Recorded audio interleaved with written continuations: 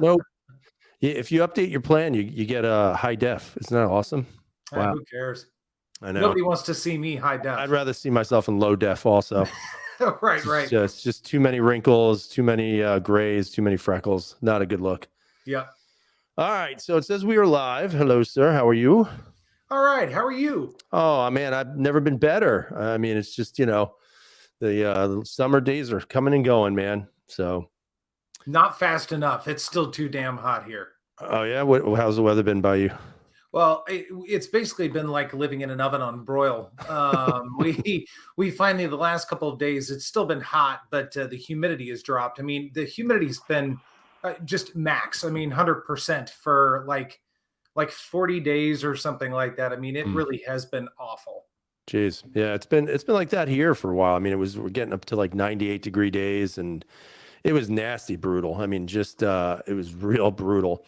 And then today it cooled off. It was like 81 degrees, 82 degrees. It's been real nice. Very nice night right now.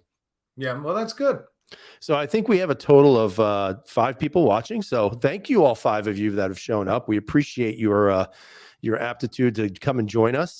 This chat's name was the New York to Kansas connection.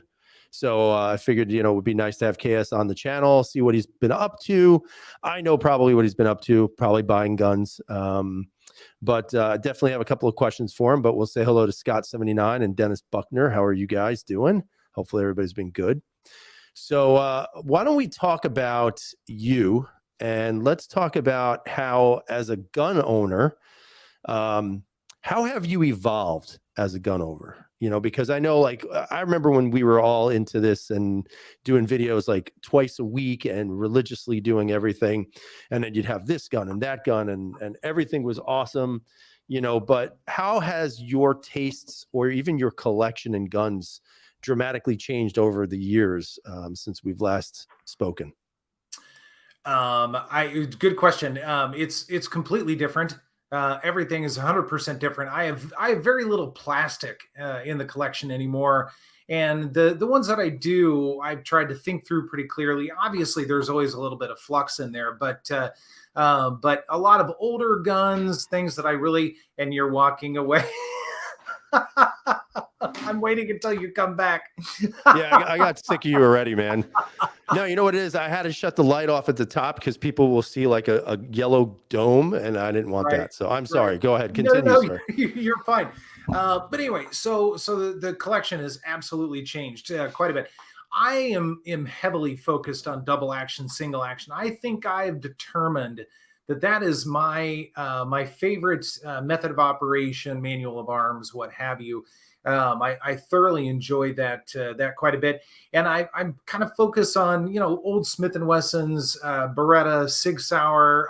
I'm touching into some HKs, although ironically those are some of the few plastics in the collection, like USP Expert and USP Tactical and HK45, which all run suppressed, things like that. But I get so excited over an old Smith and Wesson or something like a 4506 or whatever, to me that's a lot more exciting than anything that's new coming out on the market. So if you had looked at what I was doing when I was really into the channel more and everything, it was all new modern guns because I wanted to show and test out the latest and greatest things and see if I liked them.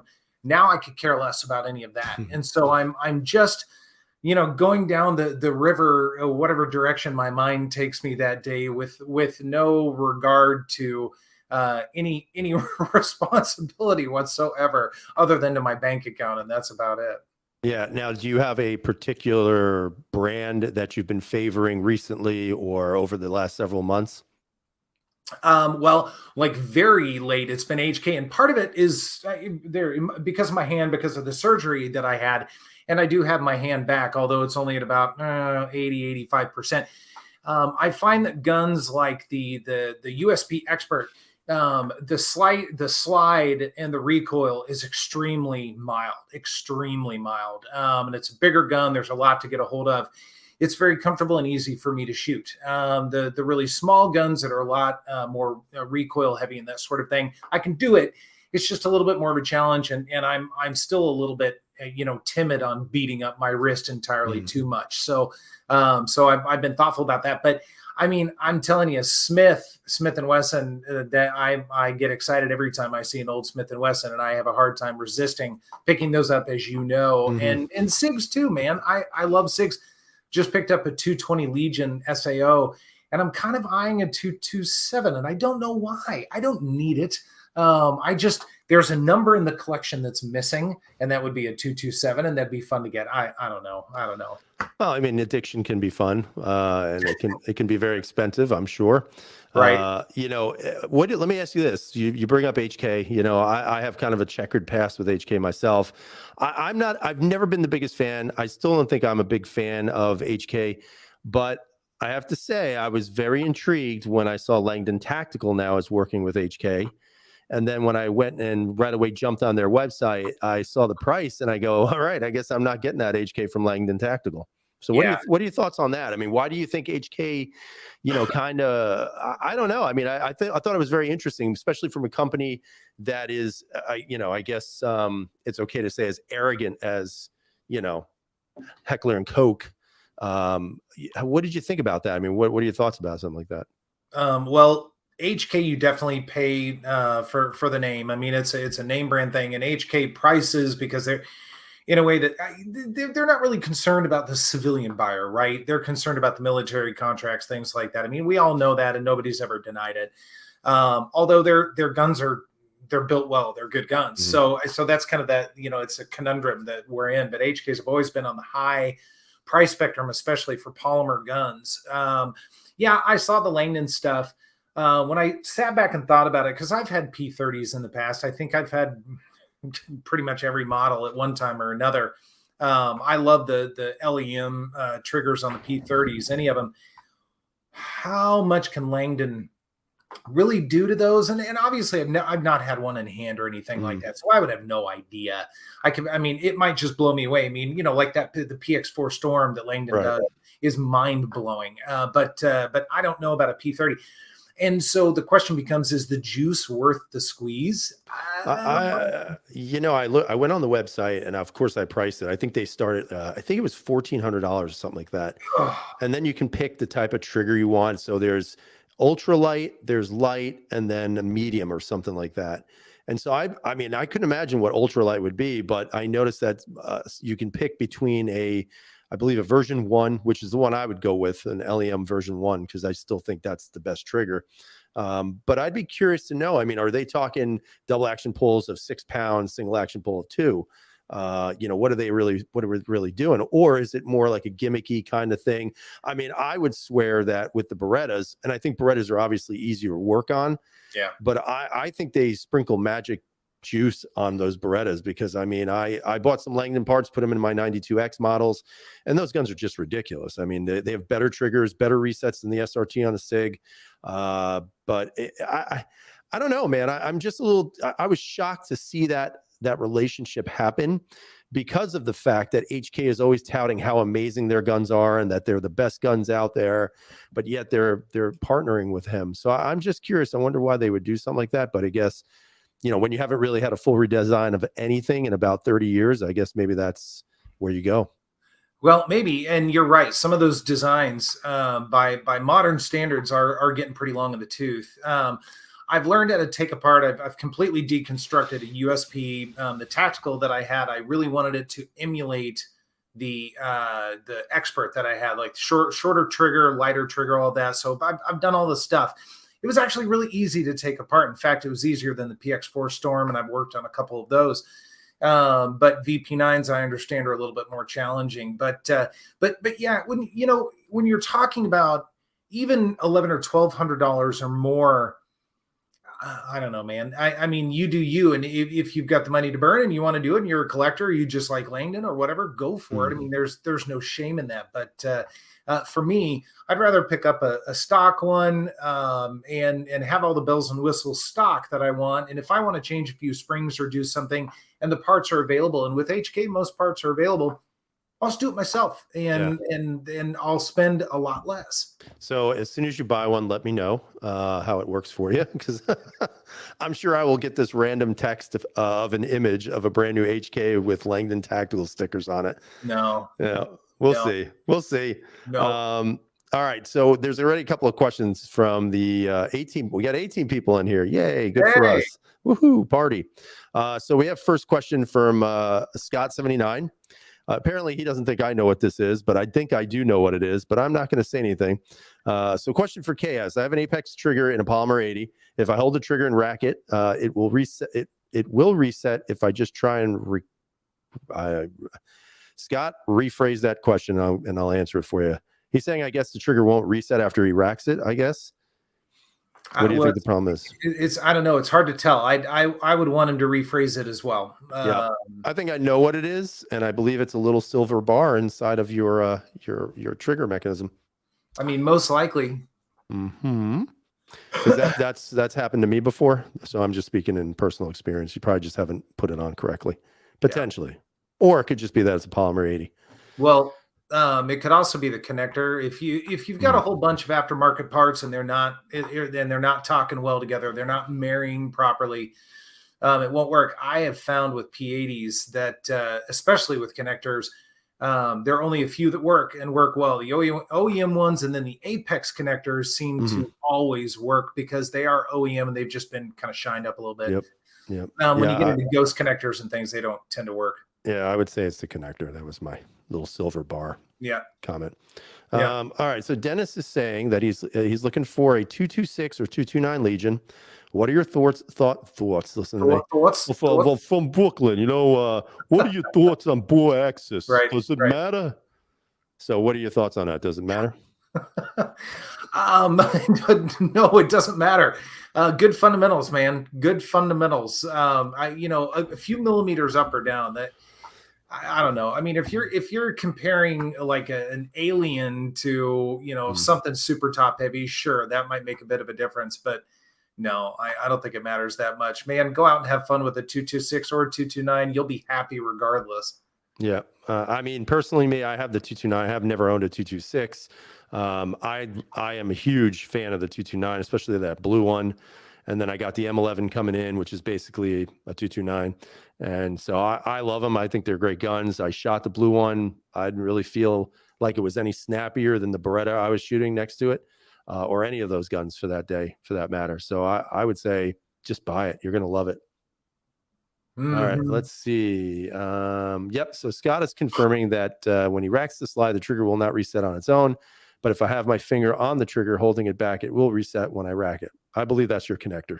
Yeah, I think so too. Take it all apart, rebuild it, but make sure you put in OEM parts. Start with Polymer 80s. If you're building one of those things, if we're going to be allowed to build them ever again, start with all parts OEM, all parts. And then slowly switch part by part, and you'll eventually identify where things aren't working right. Mm-hmm. And then Doobie and Antimano is saying, glad to see you too. I'm glad to see us too as well. Good to see you.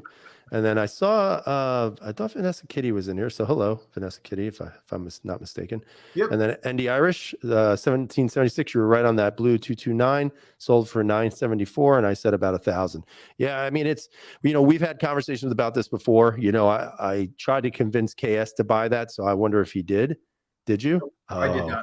I tried to convince him to do it, and Andy Irish actually emailed me, and I told him to buy it because those are getting very, very, very rare to see, especially the anodized bodies on those things. So if you have an opportunity to pick one up, I would do it, even if you're never going to carry it or shoot it. It would be great to just have it and keep it. The M11 green is also anodized. I was actually looking at a 229 Combat, which is anodized in the FDE color. So that's kind of like what I'm like looking at now, just trying to pick up real odd type of guns. But that brings me to my next question for you, sir. Are there any particular guns, and we've talked about this, are there any particular guns that you are thinking of maybe revisiting or re-owning at some point? All of them, besides all of them. No, be specific. Definitely not all of them. But it's funny that we've been talking about like the Langdon P30s and all that kind of stuff. Although not Langdon, I I think that's a poor use of money. But I've thought about picking up a P30 again, and I have not convinced myself to do that because, God, I mean, I've had one of each and they've been great. They're fun. They're good guns. I mean, I've liked them, but I have not kept them before. And I'm kind of trying to get out of the habit of re-picking up things that I've gotten rid of, if at all possible, because you and I go back and forth on this. It's like, why the circle continues, right? Yep. And eventually you lose so much money doing that. So I'm kind of hanging on to nothing. The HK45 that was sent to me, I picked it up yesterday. They sent me the wrong model. And thankfully, this is a really, really big seller on GB. I mean, huge seller. Now that also means they're a little complicated to work with because they're so busy. But they've been responsive and they've already sent me a return label and everything. The challenge will be, are they able to source the right model? If they aren't, if they want to give me a refund, I'll go find my own. I don't care. It's fine. But yeah, so I'm dealing with that and I want to get that going and suppress it, because suppressing 45 is a ton of fun. Beyond that, I gotta sit back for a little while and think about, okay, if I'm doing anything else, where am I going? What am I doing? Because otherwise it becomes a cyclical thing. And I don't want to do that anymore. Yeah, and I agree and disagree slightly, only because when I look at some of the guns that I've had in the past, and we're talking maybe 3, 4, even maybe 5 years ago, there are certain guns where, like if I go in a gun store and I see it, I'll pick it up, I'll play around with it, and I'll be like, man, I should not have sold that gun. But but I haven't been put in a position where I'm saying, all right, I got to rebuy the gun, because I try to save some money to buy something decent. And some of the cheaper guns that I bought, I've gotten on good deals, and I've been very happy with them. But I think right now, and this is going to sound so horrible, and I'm probably going to get tortured by people, but in all honesty, I've owned 4 HK VP9s, 4, 3 full size, 1 SK, which by the way, I hate the SK. It's just not for me. And I've owned the black. I've owned a black one, a gray one, and an OD green one. And every single one I've had, I was like, yeah, blah, gone. So recently, I was in a gun shop and I picked one up, and I said, something about this gun speaks to me right now. And so I didn't buy that one because they wanted a ridiculous amount of money. So I wound up, I bought another one. I know, but this time it's FDE. So there's no real similarity between the other 4, right? So, and the reason why I picked that up was because, like, I'm bored. I have to say I'm really bored with a lot of things that are out there, sure. and I've shot just about every single Striker Fired model. I was looking at picking up a Steyr M9 because my local just got one in. I did not have an M9A2. I had the C9 and the L9A2s. And then I had the SC and M, or no, S. I think I had the S, M, and L in the A1s. And then you look at the prices on them, and that's why I did that video on the overpriced guns, because I was like, why the hell would I pay for that? So somebody was selling it used. I bought it really cheap used, and I'm looking forward to getting it because I think this time I'm going to give it its fair chance. I don't think I did that prior, and that's kind of why I'm revisiting some things. Okay. That's one. And just because I want to go back to loving Walther, because right now I'm not so in love with Walther. You guys know, the CCPM2 and M1 are the best guns ever made on the planet. If you haven't seen my videos, I really would ask you to go watch them and support the channel after you've seen them. And if you've seen those videos, you know exactly what I'm talking about. Those are the 2 biggest pieces of shit I've ever shot in my life, ever owned, got rid of them. Spoiler alert. Oh my God, they're just fucking trash. All right. And anybody who wants to fight me on that, let's go. I will fight you. I'll beat your ass because that gun is a piece of shit. So I hate Walther for that gun, but I loved Walther for a long time because of PPQ. Yeah. Then I got the PDP and I was like, that's it. That's all you got. You got new texturing on the grip, and it's nice. And I wish the PPQ had that. But your super terrain serrations, I mean, first off, stupid name. Right. Secondly, there's super terrain serrations that are built on an obelisk of a slide. The thing is a block. Yep. And everybody's out there saying this is the best gun in the world and this and that and everything else. oh, look at the way the grip is shaped. It makes you point naturally. Look at the grip of the PPQ. It's the same thing, guys. I hate to tell you. Look at the grip on the P99. Same thing, guys. Or the VP9. Exactly. So I was real disappointed in the PDP. So I actually am picking up another PPQ. Well, so I totally hear what you're saying, and I have done a bit of that. It was more reflections of time on the channel and testing things, but having to turn and burn things so I can bring other things in. A good example of that was the SP01 Phantom. I loved that gun. That was a ton of fun, but I had to move on because I had to bring other stuff on the channel. I just, that was a resource thing, right? So, I am an SP01 Phantom. Again, it's not the same one that I did the original video on, but I picked up this one, probably a year and a half ago, maybe something like that. And I love it. It's great. I love having it back. And that's a lot of fun. So I have certainly done some of that. But I'm really trying hard not to do the cyclical thing. Like Glock 19s. I hope never to buy a Glock 19 again. I will not tell you how many I've bought in my past. It would disturb everyone. But things like that. If I see a Glock 19, like, oh, that's cool looking. Stop right there. Not walk away. There, exactly what it is. There's no hidden gem of a Glock 19. Uninspiring gun. It truly is. I mean, they're good. They're reliable. We could all agree to that. Yeah. But it's just a bunch of like meh, and it's too bad. Yeah. I want to do a quick roll call for everybody here, just because we've got more people coming in. So we got Scott 79, Dennis Buckner, KS Gun Guy, ND Irish, Floridian, Bob Sledge or Stedge. That's Stedge. ND Irish, I already said you, but you get double, so you're lucky. Vanessa Kitty, you're here. Duby Anatomo, Gun Snob is here. Captain Phil is here. Curly F16F. He's asking, what are your thoughts on shadow systems? In one word, awesome.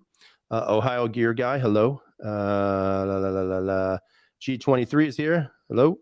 And I think I got everybody. And Danny P. All right, so let's talk about two things. So somebody brought up, I believe it was, who the hell was it? I can't remember.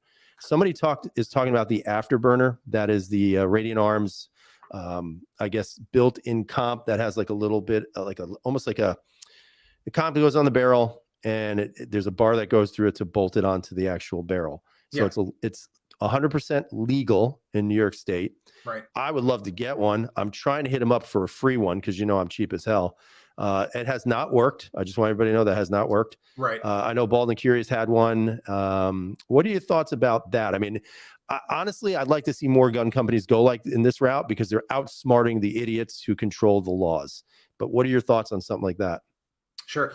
Well, I'm not big on comps on guns, but if you're into that sort of thing, I do like the idea of one that's legal all over the place. So it's something that anybody can get a hold of. For me, if I had to run a comp, I mean, I kind of like things like the 365 Spectre comp. They just came out with the macro. I think that looks kind of cool as well. A 17 round 365. So that's kind of neat.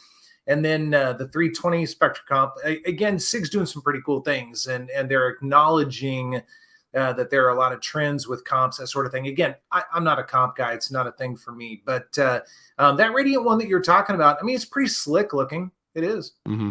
I just think it's nice to see people trying to, or at least acknowledging the fact that there are some of us out there that love guns, but we don't necessarily have the accessibility to certain things. And we can't all just move. I know that's been a very common statement is just move. Right. But we just can't, some of us just can't do that. Yep. Let's see. Captain Phil asked this. Would either of you consider doing an LTT optic cut on one of your Berettas? Thinking of getting my 92X cut. What are your thoughts on that? I would assume that's a no. Nope. And can you give us a reason why? Well, I'm not a big red dot guy to begin with. That's not a thing for me. My eyes work fine. Hold on. Are you what? That's a true story. Say that's not true. Do you know that is right now the hottest thing you can buy? Even if you don't have a gun, you put it on a knife, KS. All right? Red dots on knives. That's next. I want a red dot on a red dot. No, it's just, so here's the thing. I get it. I acknowledge their functionality. I acknowledge their strengths and all of that, but I also acknowledge their weaknesses. I can shoot iron sights fine, and my eyes still work even though I wear these stupid things. It's another thing. It's another thing to worry about, and it's an electronic thing to worry about. It's not a thing for me. And as far as mounting an optic on, a PX4 Storm or 92 or something like that, I mean, a very hard pass on those, at least for the collection guns that I have. If somebody wanted to give me one that was optics cut, okay, great, sure. But I'm not going out of my way to do it myself. Yeah, and honestly, I'm not a red dot guy. I have a couple. I never really got into it. I can still see, so I figure, if as long as I can see, it doesn't help that my hands shake a little bit. Which, by the way, people keep reminding me of on every video. I'm pretty sure I know that, guys. Thank you. Yeah. But I mean, I can see why so many people like it, because it is. I mean, you're just getting quicker. You're getting more accurate. I guess based on what your level of training is and all the other stuff. But again, like you said, it's just another thing to add on to the slew of things that could possibly go wrong. And I don't know. I mean, I think especially for a 92, I mean, they're such pretty looking guns. They are. If you were going to pick a couple of guns that were just pretty to look at, they're not perfect guns. The 92s are very nice looking guns, and those red dots just don't look right on them. They just don't. They sit up too high. And then if you get one of those, what the hell is it? What is that box thing called? Is it the Argo or some shit? I don't know. There's the aim point, and then there's the Hollow Sun. They both have the mailbox. Yeah. So the thing is, it's enclosed, right? That's the big deal. It's enclosed. The emitter is not exposed. So I totally get it. I really do. But yeah, you're right. It looks silly. Yep. Scott's saying I'm doing my best Alex Jones impersonation. I hope I'm not, because I don't want to lose like $45 million. But on top of that, I mean, I am going to be patenting a knife with a red dot on it. So if you guys are interested in crowdfunding that, let me know, and we'll see how that goes. Yes. Rabbi is calling you Jared from Subway. That's not very nice. That's not at all. Paul H is saying, have you all shot the P10F competition? Bought a P10F and can say it's my favorite full-size pistol to date, and I've owned or shot more than a few pistols. I mean, I've tested the F, but I haven't even seen the competition other than on video or pictures or whatever. The P10, so that was another one. I owned a couple of P10s. I thought it was a good gun. I certainly was just climbing all over myself to get one when they were first released. But now when I see one, whatever. I mean, really? it's the same thing as like an M&P. They're good guns. There's nothing wrong with them at all. And you put an Apex trigger in it, they're fantastic guns. But when I see one, I just think, meh. I just don't. There's no excitement whatsoever. See, I still like the P10s. I still think they're a better option than, let's say, Glock. I just think it's a good gun, good trigger, nice ergonomics, low bore axis, if that matters. Reliability, I think the old models may have been questionable. I think obviously as it's evolved, it's gotten better. So I still like the P10s. I do. If there was a striker fired gun I was going to pick up, I'd probably pick up a P10C, just because I think it's a good all around pistol to own.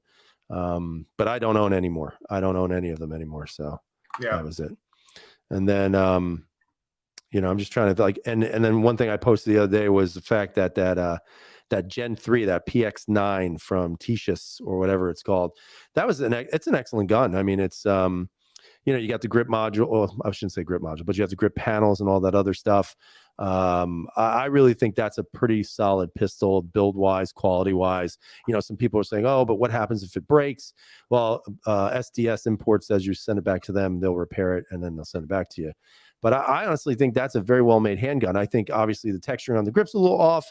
It's not that great, but ergonomically it's sound. The trigger is excellent. The fact that you don't need a mounting plate to mount an optic on there, it's very good. And the gun's under $400. I actually saw one the other day for I think $250, brand new.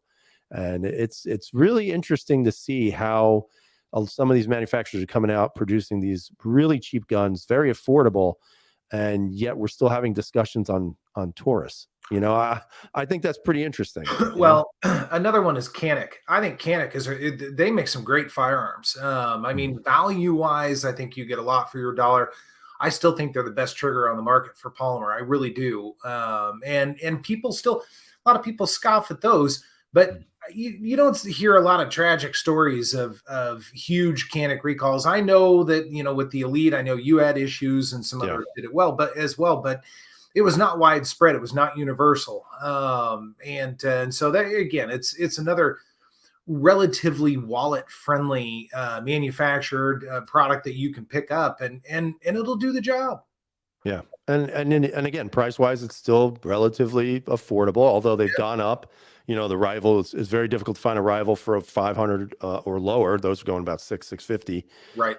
They just came out with, it was out in Europe, but it never got here, I guess, stateside until now. So they have the TP9 SF Mete. And so I've been poking around just trying to find out more about it. So the old TP9 SF Elites were nice guns, Glock 19 size. Pretty much it's the same gun as the Mete now in that model, but they redesigned that the plastic beaver tail in the back there, so it's a little bit thinner, so it's a little bit easier to handle, like the Mete full size. So I thought that was kind of cool, and I'm looking at that. I think that might be a gun that ultimately I wind up picking up at some point. Yeah. So, and I like them. I think they've done a good job. I think Canik makes good stuff. Yeah. So let's see what else. What else is going on with you? Like, just since this is a New York to Kansas, conversation. How has I guess well, I don't want to say inflation because according to the president, there is none. No, of course not. But how have things gone for you in Kansas, like gas prices, just overall quality of life? How has that been going? Yeah, I mean, we were feeling it like everybody else. Prices are a little bit lower here than they are on the coast, Mm. just because of cost of living is different here. But I mean, I think the most I paid per tank was like 535 or something, which is just bananas because last year it was like 260 or something. I don't even remember. I mean, it was half of what it is now.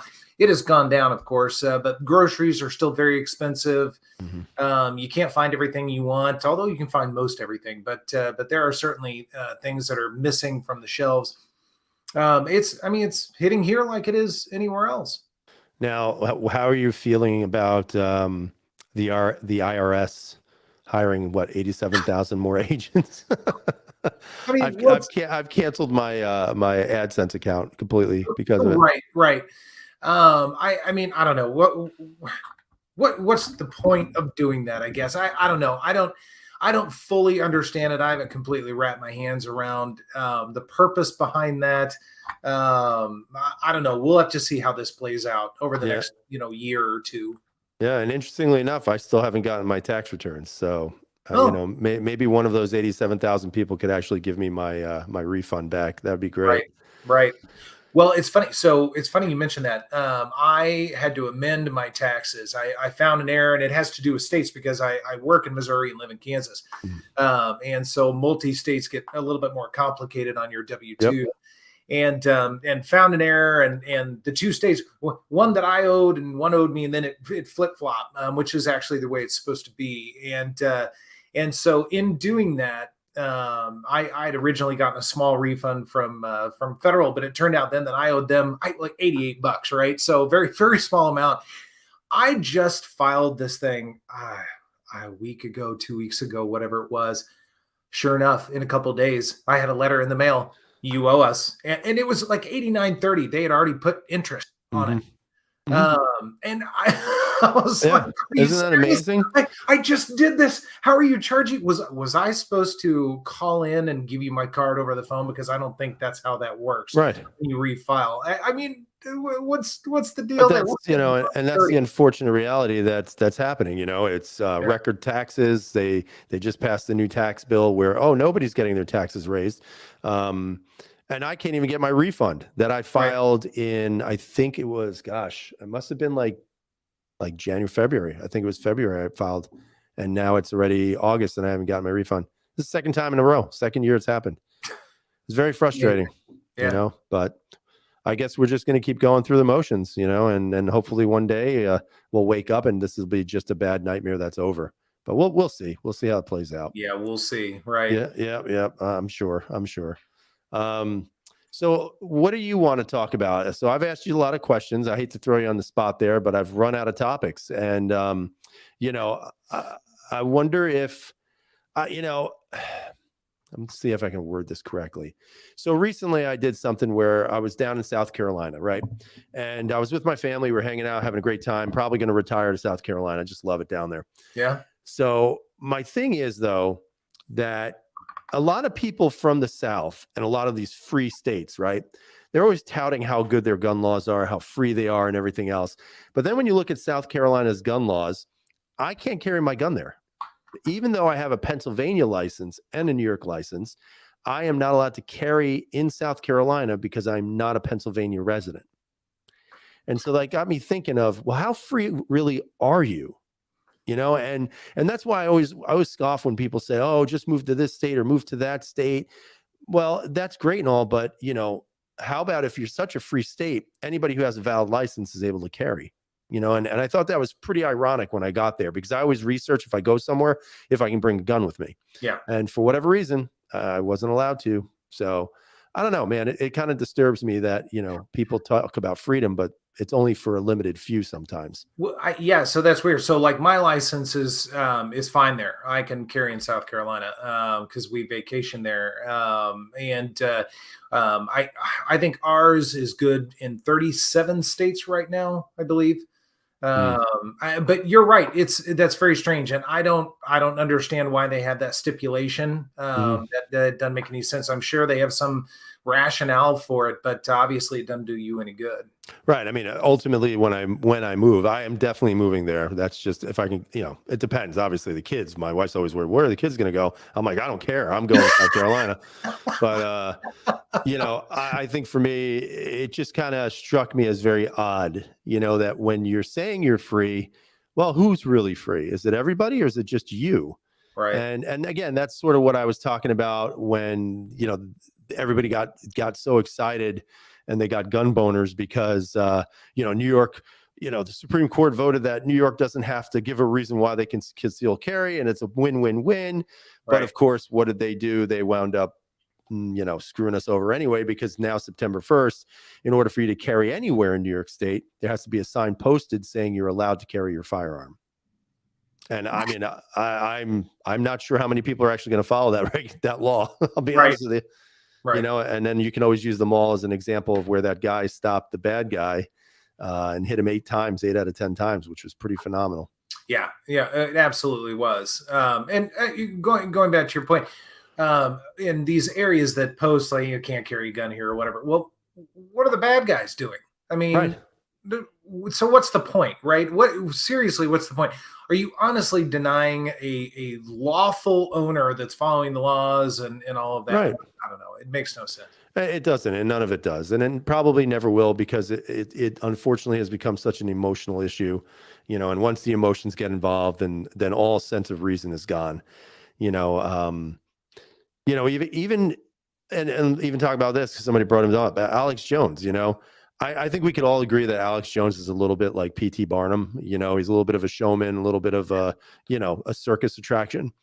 But I think for him to have lost his case and now, I think what is either 40 or 45 more million dollars to the families of what was it, up in Connecticut or Massachusetts? I can't remember. Shame on me. But I just think it's ridiculous, you know, like, so now you can't even have, I don't know if it's because he had influence or if it because of whatever it was, but you know, you start to wonder, like, where are we going as a group of people when even if you have a remote difference of opinion, that's not the popular opinion. You're completely cast aside. Like, you're untouchable now.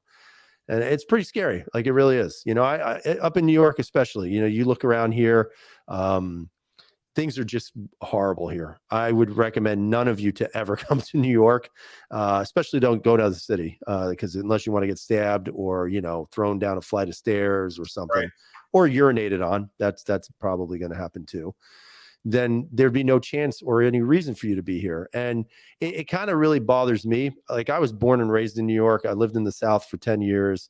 And, you know, there was always, as you were growing up, you know, people would make fun of the South. and saying, oh, they're stupid, they're slow, and this and that and everything else. I've come to the conclusion that, the South, I think, actually are much smarter than we are, because they're still living a freer life than we are. And that's one of the things I loved about South Carolina, is you could just sense it. You could sense that it was a different way of living. Yeah. In a lot of different ways, and I'm not stupid enough to think that there's no issues with South Carolina, but at the same time, I came back to New York, and I'm like, God, this place is it's going to hell. It really is, very quickly. Yeah. Yeah. It's too bad. I mean, it really is too bad, but unfortunately, there's not a lot you can do about it. Mm-mm. All right. So gun wise, you've been buying a lot of guns, sir. And I want you to know that you need to slow down a little bit. Okay. Probably won't. Yeah. But more importantly, of all the guns you have bought recently, let's give it, let's say 6 months. What has been the best find that you have gotten in 6 months?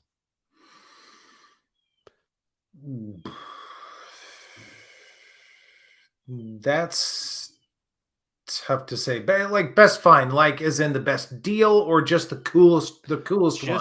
Just the coolest thing that you found that you never thought you were going to find, and you got one, and you now have it, and you just, or every time you look at it, just like, Okay, so it's funny. It's not something that I purchased as recently. So I'm going to go back to the USP Expert, and here's why. I bought it not quite a year ago, maybe probably 8 or 9 months ago, and I was kind of like, I don't know why I did this. It's cool, but it's not that great. I'm getting rid of a lot of plastic stuff, so I'd actually put it out there on GB. And it sat and it sat and it sat, and I got tired of it sitting. So I finally withdrew it and put it back in the collection. It was about the time that I was getting the hand back and getting it back into shape. And it was the first gun that I could actually rack the slide, because it's so easy. I started over from scratch with this hand. Essentially, it went from basically no power, no nothing. I mean, basically a dumb hand, to learning how to use it again. And so that Expert made it much easier for me to start feeling good about, manipulating gun and doing all that, other than one-handed manipulations, which I could still do. And then when I got to a place, it was a little over 2 months after the surgery, I took my first shots, and it was 5 rounds. That's all I gave myself, because I was real, leery of doing it, even though the doctor said, you're fine, you can do it. I took 5 shots, and again with that Expert, and it was like shooting a 22. I mean, it was so easy, and I was like, man, this thing all of a sudden might be the gem of the collection, because it's building the confidence back in, and it's a great quality gun. It's a good trigger, all that kind of stuff. And that's where I was like, oh, I want to investigate some other HKs again, and see what else is out there, and picked up the tactical, which I run suppressed only. And then I'll do the same with the 45. And so that's been a lot of fun. So I've picked up some pretty cool stuff, some really cool old Smiths lately, but none of them have really blown my mind or anything like that. They're just cool. They're an addition to part of the collection. And I don't know if they're like 60 models of Smith & Wessons in that semi-auto family. So there are a lot of them out there, and I've only scratched the surface. Do you think that maybe some OCD is part of the concern there? Without question. I struggle. So the PX4 Storm is a great example. I picked up that Langdon and loved it, absolutely loved it, and decided to get the full size not too long later, because I wanted to tinker with it, and I wanted to make it kind of like the Langdon, but I wanted to do it myself. So I did that. And then I was like, isn't there a subcompact? I should probably pick that up, because then I complete the collection. Yep. That's the OCD. That's the OCD. Yeah. Yep. I think to an extent we all suffer from that. Maybe not as severely as Mr. KS Gun Guy, but I think for me it was like that with the P01s for a while, where I wanted to get every single one. I got the urban gray, the green, the black, and then I was like, okay, what else can I get? And then I got a PCR, and then you kind of just say, I don't really need any more of those. And honestly, I hate to say this, but I'm starting to really not really care anymore about my P01s, which is really weird because I love them, my favorite guns. I am not selling them, so that's out of the question. But I think once I got that 229, I was like, wow, like this is it's a different. I guess I would say it's a very similar gun to a P01, but it's sort of a different gun than the P01. I just think it's more robust of a build. Yeah. Obviously, it's just there's just something really badass looking about that gun, and I think that's where my respect towards the older SIGs or older models of SIGs has gone. You know, like the 320s are cool. I got a couple, but I don't really foresee myself adding more because they're just not really what I'm looking for. But the metal 229s, 226s, I've been looking at some of those. You know, Yep. I'd like to get a Mark 25. I'd like to get if I could get one of those Elite Scorpions or whatever it is, Yeah. I would probably, you know, sell a couple of guns just to get that. But there's just something about SIGs that's attracting me now to them. And I think it's because CZ hasn't really done anything. Like they're really not, I don't know. I feel like everything's very stale right now. Yeah. No, without question. Real quick, Scott 79. My favorite Milsurp might be a Colt Pocket Hammerless, like a little 32 ACP that they would have used, even running up to World War II. I think those are cool little guns. You can also get them in 380, but they're hard to find in good shape. But if you can find them, they're a lot of fun. They're neat little guns. You know, there are similarities to the P01 and the 229, but I think they're also dramatically different. And even though, and you know, I had 3 P01s, I'm down to 1. I just have the green one. That's it. I much prefer the 229, and I think the trigger is vastly superior, even stock, to a PO1. And that's hard for me to say because I like the PO1 trigger. There's nothing wrong with it. And I'm excluding the Omega trigger. That's a different system. I'm talking about the OG curved trigger. You know, I think the 229 I think has it's a smoother, more predictable trigger, and it's much easier to work on. If you want to throw in an SRT, if you want to change a hammer strut spring, do all of the things, change the actual trigger face itself out or trigger shoe out. The SIG series, the P series is extremely easy to work on. There's one tool you should buy, and it's a little flathead screwdriver with a little notch in the middle of the flathead, because that helps with your return spring. But other than that, I think they're so user friendly for the most part. If you go back to like the P6, which is it's kind of the predecessor, I think, to the 228, which is the predecessor of the 229, and then subsequently, and actually the 226 came first. But the old P6s, those are junk triggers, and I'm not sure you can do a lot with them. But once you get into the 228s, they're incredibly user friendly. They really are. Yep. So I mean, I love them. I've got a 228 and a 229 sitting right next to me right now. And let me guess, you were just looking at them and you were probably going, this trigger's nicer than this trigger. But I think about it's weird, like how I don't know, at least that's what I do. I always have a gun with me somewhere, and I'll just be dry firing and saying, boy, I do really like this trigger. And then I'll look at it and it's so, I guess we're weird. We're gun weirdos. Well, we are weird. And once you learn how to tinker with something, you want to keep doing it. And so I have little cases of gun parts for different, like the Glock one, of course, has all the stuff. I could probably build a dozen Glocks with all the parts I have. But I have a SIG box. Now I'm building an HK box. I've got a Smith & Wesson box as well. I've had to do some work on one of those. That one was much more challenging, by the way. But yeah, very finicky because there's not a lot of room to see what you're doing. But you start playing around with those parts and you're like, oh, this weight spring, maybe not so much, or this one, whoa, too light. You're going to get light primers. You know, you do all the things. And that to me is part of the fun, man. I love stuff like that. I mean, I was thinking the other day, I should buy another 229 just so I can change out a spring and an SRT.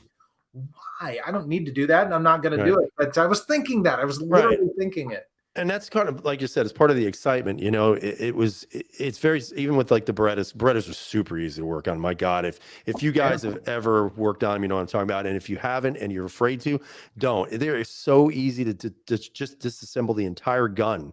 And it's super easy. It's the easiest gun I've ever taken apart aside from a Glock. But I think you're right though. It is kind of, let's say you buy a gun, right? You buy it right off the internet or wherever, and it's like, all right, trigger's too heavy. This is going on. That's going on. Aside from the aesthetic parts of the gun that you may not be able to change unless you go get Cerakote or something like that. Yeah. The fun part of it is trying to make that blaster a gun that is like a rocket. You know what I mean? Like it just super light triggers and just amazing how well it works and everything else. That's the fun part of it. And I think that's part of the discussion, especially for gun owners, that gun owners never have. If you look at every single video on YouTube, it's about people running around, shooting as fast as they can, this dot, this gun, that thing, this thing. But nobody ever sits down to have the conversation about, well, what is it about being a gun owner that makes guns so attractive, makes guns so appealing, so fun? And if you ask a lot of gun owners, not everyone, but a lot of gun owners like working on their firearms. They enjoy it. They find it challenging. They find it, instructionally sound, or just, even historically fun. Yeah. Just to see how somebody took this piece of metal and created firearm out of it. And that's the part of the love of firearms that a lot of us don't ever talk about. And it may not be for everybody. Some people look at it as a tool that they can shoot things with, and that's fine. I'm not knocking you.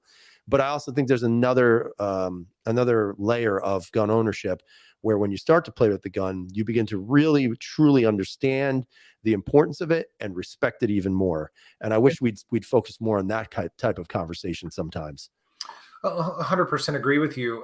Dan O'Neill, P239, very good.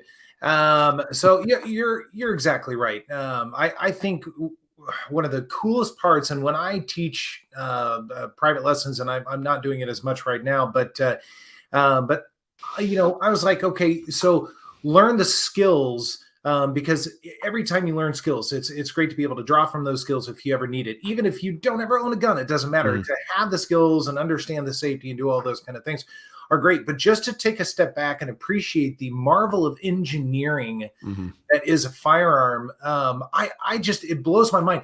When I take apart one of these things and I take apart all the pieces of metal and the springs and all the stuff, and I think about these little engineered and shaped pieces of metal and whatever all of a sudden go together and they make this little round ball go down range really fast. I mean, that's incredible. And I know I'm sort of watering down the concept a little bit, but it just kind of blows my mind. And that's one of the reasons why I love learning how to work on these things, so I can better understand how they do it. And also it's kind of a challenge. I think it's kind of cool. Part of the understanding of how they came up with this stuff. Yep. And as complicated as it seems, when you take it apart, you begin to realize how simple it really is. Yeah, that's true. Especially when especially with the AR builds, I always thought it would be so complicated to build an AR-15. My first one, it was challenging because I never did it before. I'm on my fourth one now, and I'm like, my gosh, first off, it's super fun. I love doing it because it's fun to see, okay, what if I put this on there or this on there or get this thing or that thing? But I think it's amazing when you do it, you're like, oh my God, that's all it is. Like when you think about it, that's all it is. It's just a couple of parts, you smash it all together and boom, you have a gun. Yeah, and I think I think that's a part of the love that people have for firearms. It'd just be like somebody who loves cars. Well, why do you love cars? Well, you love the details, the intricacies, the engineering, how do you make this car even better than what it came as, And if we're okay with that, why can't we just be okay with guns? I guess, people don't go to malls and run people over inside the mall, but less often than you'd think. Yeah. Yeah. Let's see. So Rolando Perez is saying, I knew I recognized you. Shot a few times at Centerfire. Took my concealed carry course there too. All right, fair enough. So cool. Now, see, you're famous. You're welcome. Sweet. Yeah. Ask him for an autograph. He loves it. So it is kind of funny, and it's kind of waned a little bit over the past probably 6 months or so. But For a while there, well, not quite every week, but fairly often, somebody would walk in and I'd be behind the sales counter, just, talking with someone else, and they'd start looking at me funny, like maybe I farted or something like that. But finally they'd be like, are you that KS guy on YouTube or whatever? Because they'd recognize my voice. Like, yeah. So yeah, Have you ever told anybody no? never once. No, there's no. I mean, I don't know why I would, because it's not a secret there, and Centerfire is plastered all over my videos and everything. So Yeah. there's no secret. So Yeah, I think only one person has ever said something to me about it, and I've never been right. And I'm okay with it. I don't want to be honest with you, because then it'll be like, hey, are you carrying a gun right now? What kind of gun do you have? yeah, I mean that would be weird. It only happens at Centerfire and then Frontier Justice as well. If I'm there, fairly frequently, somebody will say, "Are you that guy with the YouTube channel?" And yeah, no. Yeah, I think I would tell them no. I don't have a YouTube channel. Yeah, I would. I don't think I'd be able to hide it. It would almost make it more weird. If I'm in a gun shop, I don't care. That's Right. fine. I'm theoretically around people that appreciate guns, Mhm. so I'm probably in the right spot. If they came up to me at a restaurant, are you KS gun guy? No idea what you're talking Who? about. And guns are horrifying. Get away Yeah, from me. K is Very who? scary. Oh my God, I'm so anti-second right now. Right, yeah. And excuse me, it's they them. Thank you. Yes. Now leave me alone. All right, so we're coming up to that was a quick hour, man. Yeah. That was super fast. Yeah. So what else? I mean, you have anything else you want to add to this amazing chat we had tonight? No, we just need to do it again.